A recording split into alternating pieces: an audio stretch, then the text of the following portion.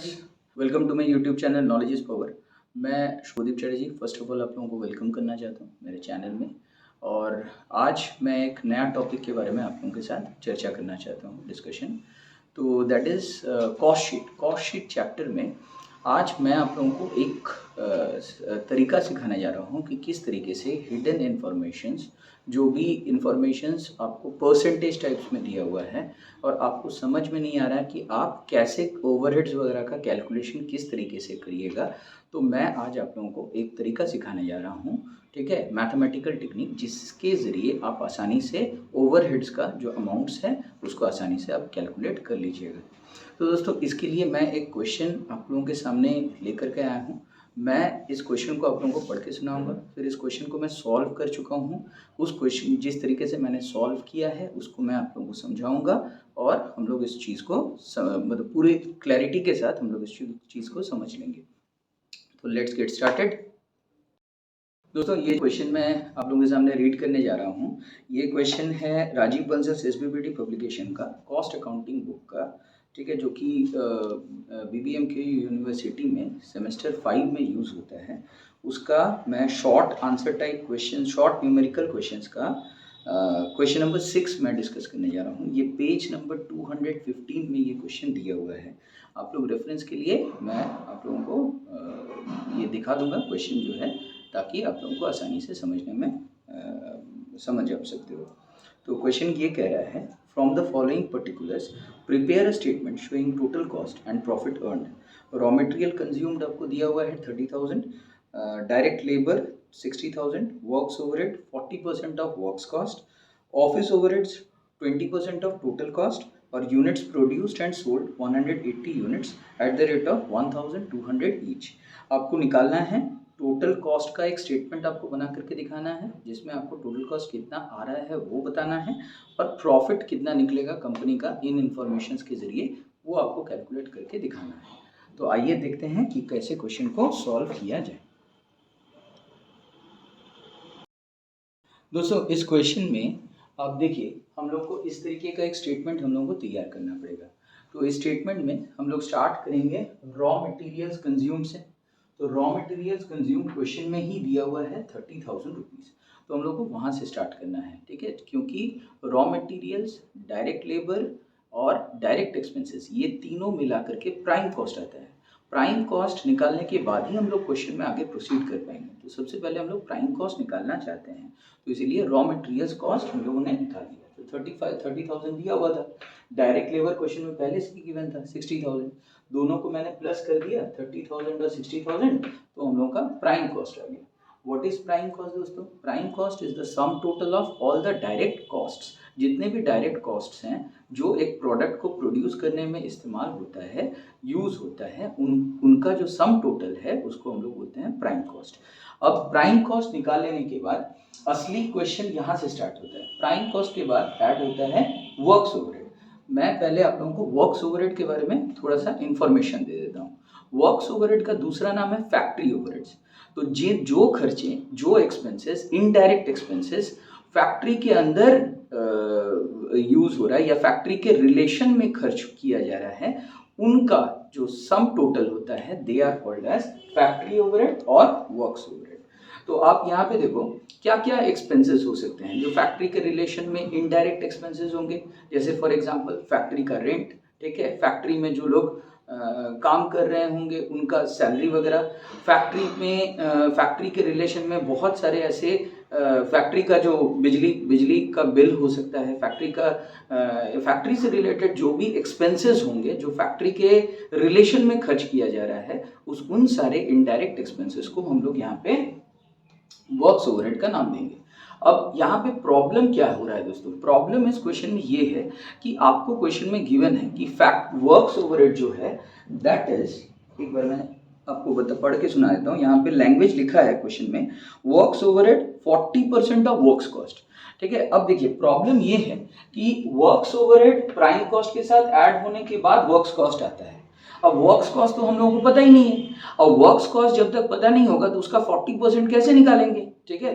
तो उसका 40% निकालने में हम लोगों को दिक्कत होगा, और एक दूसरे के साथ ये दोनों जुड़े हुए हैं। जब तक वर्क्स ओवरहेड निकलेगा नहीं, ठीक है, वर्क्स कॉस्ट निकलेगा नहीं तब तक वर्क्स ओवरहेड निकालने में हम लोगों को दिक्कत होगा, क्योंकि पैटर्न जो होता है स्टेटमेंट का वो ऐसे चलता है, रॉ मटेरियल्स सब साथ में ऐड होगा, डायरेक्ट लेबर, प्राइम कॉस्ट आएगा, प्राइम कॉस्ट के साथ वर्क्स ओवरहेड ऐड होने के बाद ही वर्क्स कॉस्ट आएगा। अब वर्क्स ओवरहेड को ही ये लोग क्वेश्चन में बोल दिया है कि this works overhead is 40% of works cost. Works cost का 40%। अब वर्क्स कॉस्ट तो तभी ना निकलेगा जब वर्क्स ओवरहेड हम लोगों का निकल चुका होगा। तो आप लोग आई थिंक समझ रहे होंगे कि प्रॉब्लम कहाँ पे है। जब तक वर्क्स ओवरहेड वर्क्स कॉस्ट नहीं निकल रहा है, वर्क्स ओवरहेड नहीं कैलकुलेट हो पा रहा है, और जब तक वर्क्स ओवरहेड नहीं निकल रहा है वर्क्स कॉस्ट नहीं कैलकुलेट कर पा रहे हैं। तो ये हम लोगों को क्वेश्चन जो है वो एक लूप में डाल दिया है, एक गोल गोल एक तरह से घुमाने का कोशिश कर रहा है। तो हम लोगों को ऐसे क्वेश्चंस को सॉल्व करने के लिए हम लोगों को एज्यूम करना पड़ेगा दोस्तों, जहां जहां इस तरीके का परसेंटेज का इस्तेमाल हो रहा है, तो जिस चीज के ऊपर वो परसेंटेज बेस्ड है आप उसको 100 एज्यूम करिए। तो देखिए मैंने क्या किया, let the works cost be equals to 100, मैंने 100 मान लिया उसको। अब वर्क्स कॉस्ट अगर 100 होगा तो क्वेश्चन में बोला है कि वर्क्स ओवरहेड वर्क्स कॉस्ट का 40% है, यानी कि वर्क्स ओवरहेड 40% इंटू 100 होगा, 100 का 40%, तो 100 का 40% कितना हो गया, 40 रुपया। तो 40 रुपया मेरा वर्क्स ओवरहेड निकल गया। अब मैं अगर ऐसा करूं, वर्क्स कॉस्ट में से वर्क्स ओवरहेड माइनस कर दूंगा तो क्या आ जाएगा, मेरा प्राइम कॉस्ट आ जाएगा, क्योंकि prime cost plus works overhead plus जोड़ने के बाद तब वर्क्स कॉस्ट आता है। तो अगर मैं उल्टा चलूं, ठीक है, प्लस के बदले में माइनस कर दूं तो फिर मेरा निकल जाएगा प्राइम कॉस्ट, ठीक है। ये तो कॉमन सेंस बनाता है। तो मैंने एग्जैक्टली वही काम किया, वर्क्स कॉस्ट में से जो वर्क्स ओवरहेड है उसको मैंने माइनस कर दिया ताकि मेरा प्राइम कॉस्ट मेरा निकल जाए। तो मैं 100 रुपीज में एज्यूम किया था works cost, works overhead according to the question का इंफॉर्मेशन वो 40 रुपीज आएगा। तो 100 में से 40 माइनस करने के बाद प्राइम कॉस्ट 60 रुपया आ जाएगा, 60 रुपया प्राइम कॉस्ट। अब देखिए ये तो हम लोग का ऑलरेडी निकल चुका है, तो प्राइम कॉस्ट इज 90,000। तो जबकि हम लोग का स्टेटमेंट के हिसाब से, इस स्टेटमेंट के मुताबिक वो 60 रुपया आ रहा है, यानी कि प्राइम कॉस्ट तो अपने ही आपके साथ इक्वल होगा ना। तो हम लोग का जो 60 रुपया आ रहा है वो एक्चुअली में किसके बराबर है, वो 90,000 रुपया के बराबर है। तो 60 रुपया अगर 90,000 के बराबर होगा तो 1 रुपया किसके बराबर होगा, 1 रुपया 90,000 डिवाइडेड बाई 60 के बराबर होगा। तो 40 रुपीज जो कि मेरा वर्क्स ओवरहेड है, हम लोग का वर्क्स ओवरहेड मेरे हिसाब से, हम लोग के हिसाब से कितना आया था, 40 रुपीज आया था। तो 40 रुपीज किसके बराबर होगा, 90,000 डिवाइडेड बाई 60 मल्टीप्लाइड बाई 40।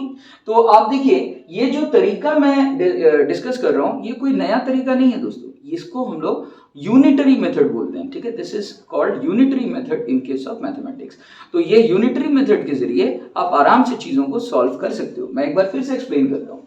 हम लोगों का प्राइम कॉस्ट 60 रुपया आया है और स्टेटमेंट के मुताबिक वो 90,000 आ रहा है, यानी कि ये 60 रुपया 90,000 के बराबर होगा। अगर 60 रुपया हमारा 60 रुपया 90,000 के बराबर है तो हमारा 1 रुपया किसके बराबर होगा, 90,000 डिवाइडेड बाई 60। तो हमारा 40 रुपीज जो कि वर्क्स ओवरहेड आया हुआ है वो किसके बराबर होगा, 90,000 डिवाइडेड बाई 60, 1 रुपया के बराबर इंटू हमको 40 के बराबर बनाना है उसको, तो इसीलिए 40 से हम लोग क्या कर दिए, मल्टीप्लाई कर दिए। तो इससे मेरा वर्क्स ओवरहेड का अमाउंट कितना आ गया, 60,000। तो वर्क्स ओवरहेड जैसे ही निकल गया अब चीजें आसान बन गई।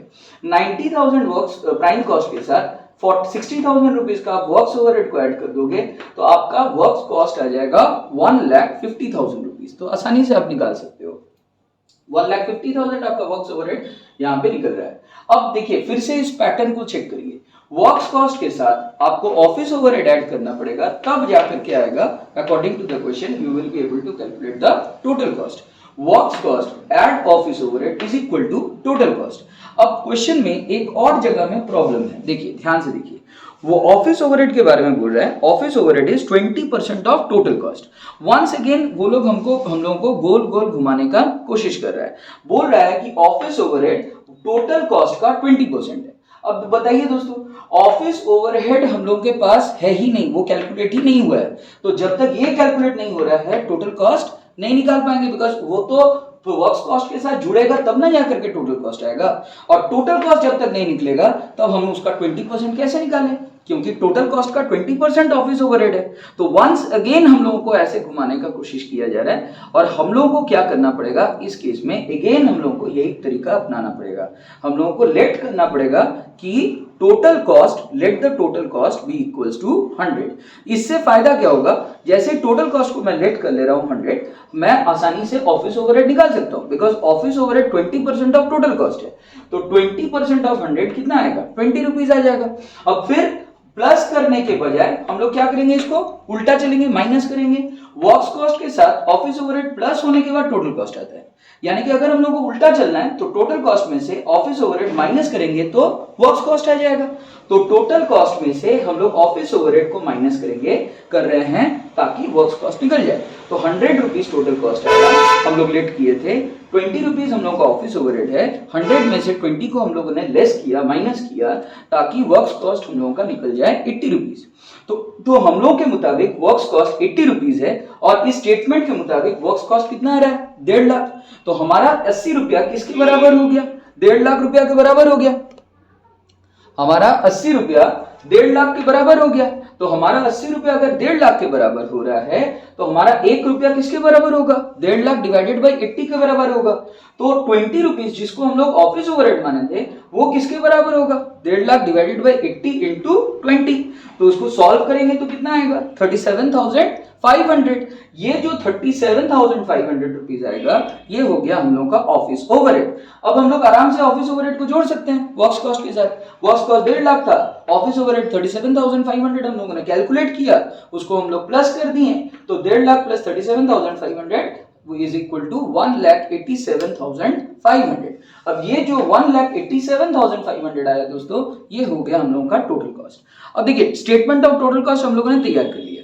क्वेश्चन में और एक इंफॉर्मेशन मांग रहा है, दैट इज प्रॉफिट। तो प्रॉफिट हम लोगों को सबको को पता है कि profit is the difference between sales and total cost.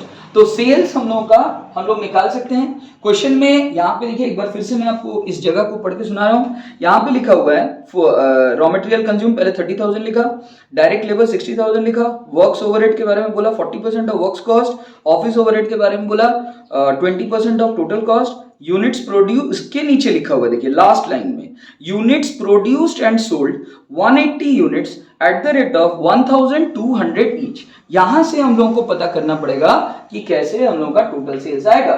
तो टोटल सेल्स के बारे में बोला कि 180 यूनिट हम लोगों ने बेचा है और हर एक यूनिट का कीमत 1,200 रुपीज था। तो हम लोग दोनों को मल्टीप्लाई कर देंगे कि 180 units multiplied by 1,200, total sales आ जाएगा 2,16,000।